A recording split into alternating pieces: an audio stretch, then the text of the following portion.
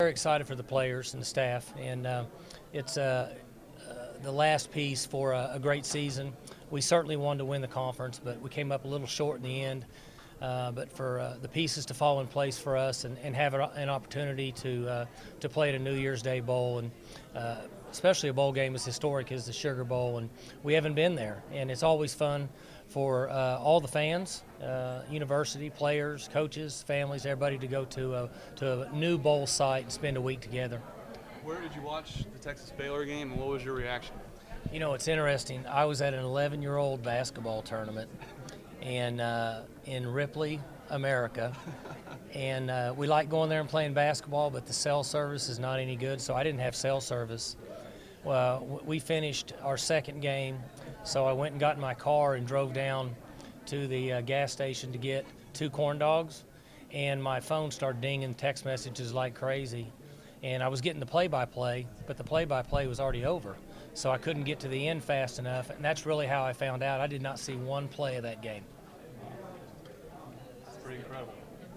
And I guess it was better that way, you know?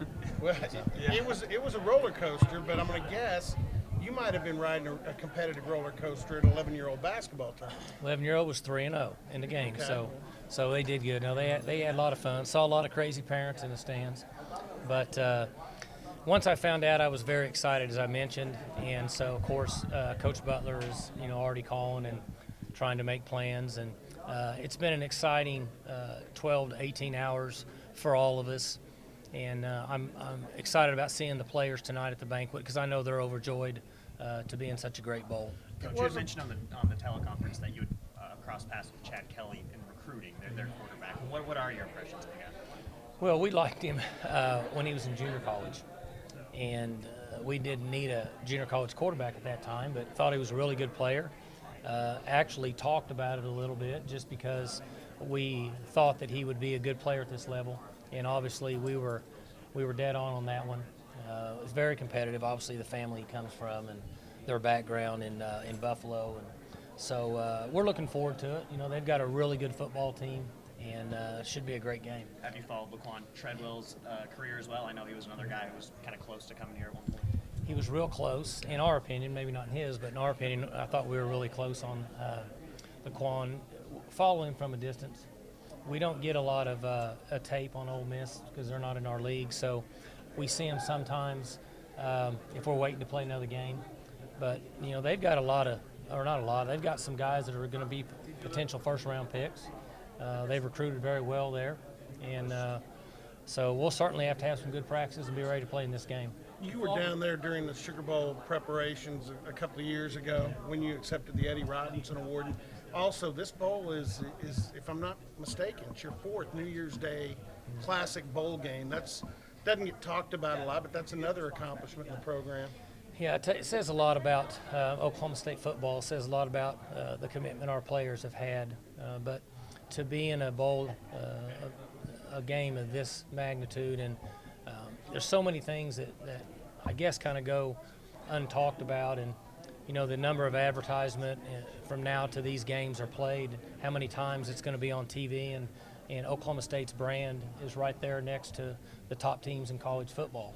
So it's a big step for our football team and our program and the university. In my opinion, these are huge opportunities for the university to continue and grow and spread our brand across the country.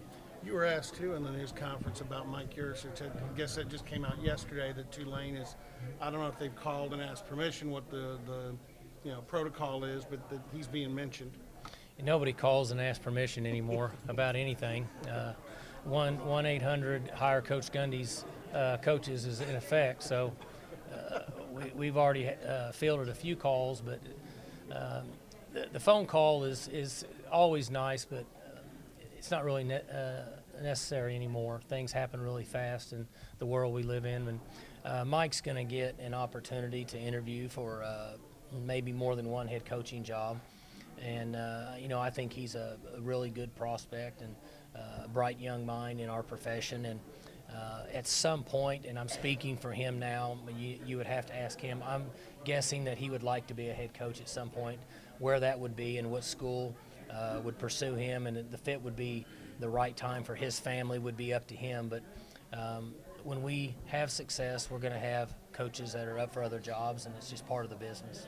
With all the bowl game did for your program last year, I know you kind of just talked about this.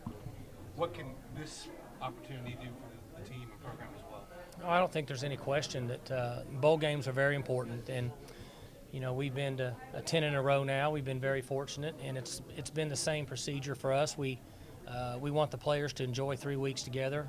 We're going to practice hard. We're going to take some time off when we get on location. We'll practice hard 3 days. We'll have a couple light days, and we'll go play hard in the game. So we want it to be a great memory for our players, but we also want to be very competitive on game day. What's Mason Rudolph's status for the bowl game? I would expect him to play. I think that he will practice the 4 practices we have, the last 4 practices prior to the players going home for a few days before we meet at the bowl site. He won't practice over the next couple weeks, but I think he'll catch the end and then should be practicing at the bowl site. Did he have surgery? It's hard to explain. He had a procedure, and what somebody would want to call that, I'm not for sure. I guess you could call it that. I know that his injury was not as severe as what some other players have with the same type of injury. And again, I made a C in biology, as close as I got to being a doctor, so don't quote me on all that, but I would expect him to practice in a couple weeks. Do you have any other injury concerns? I know Chris Carson went down late in battle. We're in good shape. I think 44, 47, Seaton and Jarwin, I call them by their number. I think those guys will be back out with us at the end of the week. I know Seaton will be back.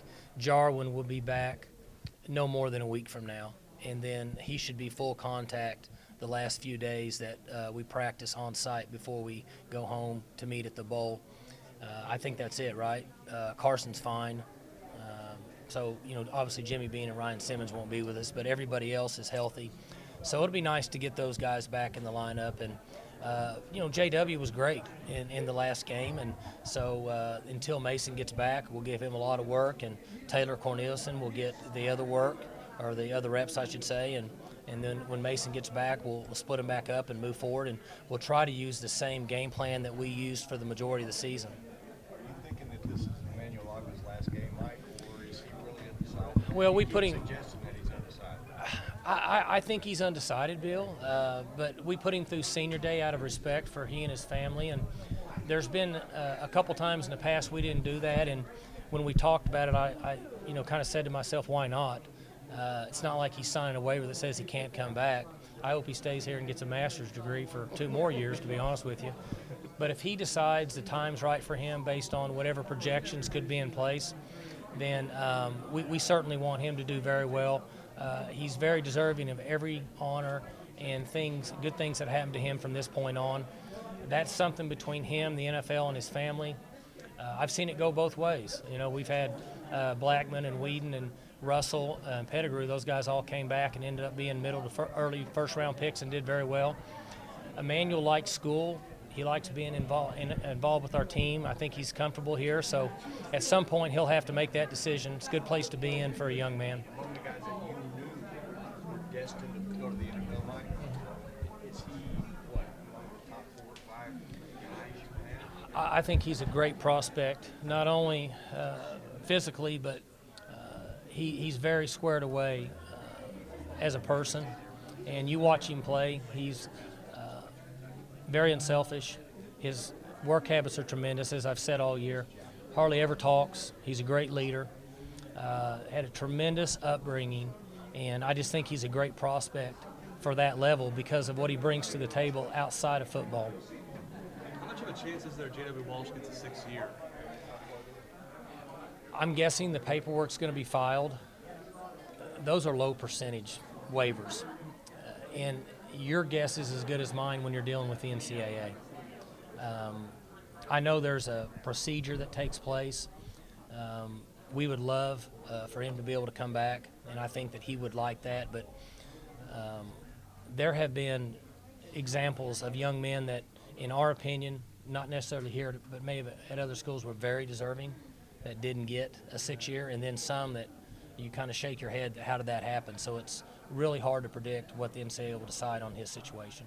Do you have some sort of special trophy for him that because I mean you thought he would play a little or some or whatever. In the preseason, then he ends up getting 24 touchdowns. It's just been crazy how efficient. The assistant coaches pick all the awards, and I don't have any idea what decisions they made with those guys, but we have a number of awards, and I would think that he would fit some of that criteria. Last couple questions. Mike, I know that Dabo at a Clemson is a friend of yours. You've talked about him in the past. You see he threw a pizza party for his fans there. Is that kind of his personality? Somebody told me that last night, that he was going to buy pizza for a number of people or something. 20,000 people. 20,000 people. He must get like one piece each or something. Dabo probably got in a little deep, but at that point, when you get to the position he is, you don't necessarily worry about that. So he had a great year, and I did watch that entire game last night because of Larry, and it was an enjoyable game to watch.